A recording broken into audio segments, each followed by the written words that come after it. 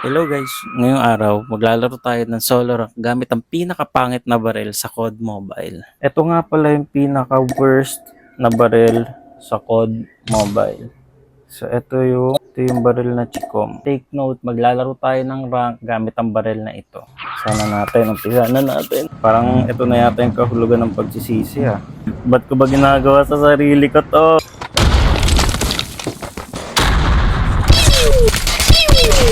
Nakapatay tayo. Parang pinagbigyan niya lang yata tayo dun ah. Parang pinagbigyan lang yata tayo dun ah. Maganda lang talaga tutok ko.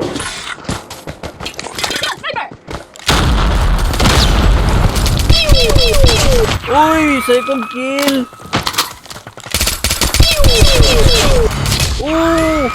Ano yun? Shit!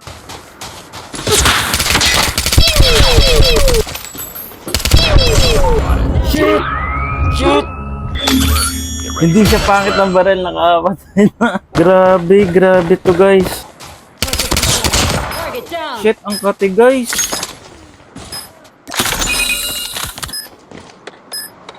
Ang kati na itong baril na to. Kala ko worst na baril, hindi pala. Grabe guys, grabe. Grabe to guys.